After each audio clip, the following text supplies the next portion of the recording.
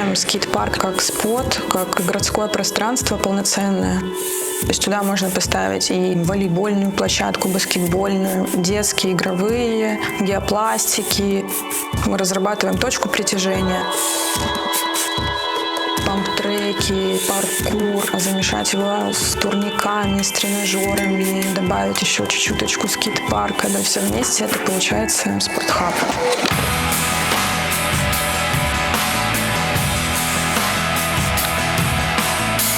В целом это интересно для нас заказ, потому что мы делаем комплекс.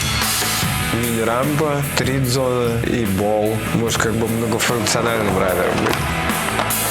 Вообще клево, когда все просто объект готов, любой, и ребята идут кататься. Это тоже отдельный вид искусства, который нужно, мне кажется, увидеть всем.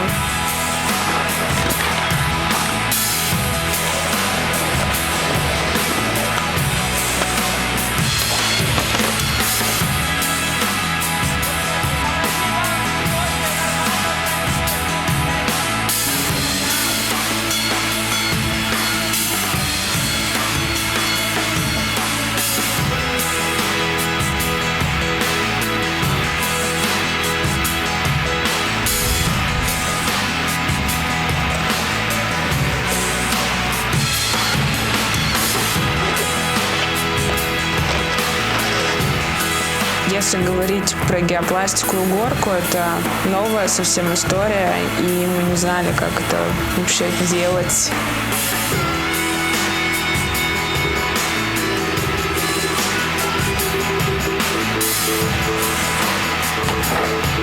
Ставрополь дал, так сказать, там размахнуться. Удалось туда внедрить абсолютно все идеи на тот момент, которые были.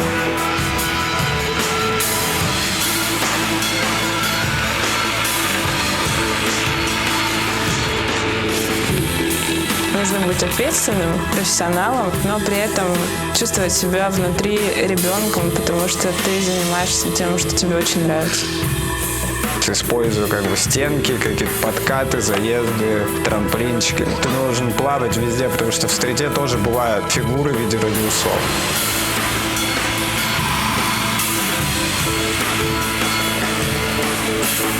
Это было принято, что как бы памп-трек — это волны.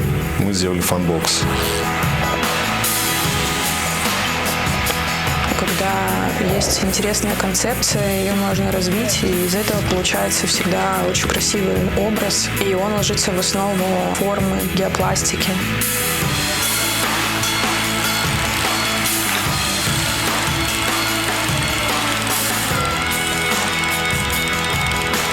Достаточно большой памп-трек, привлекает детей, затягивает их учиться чему-то новому, он никого равнодушным не оставляет.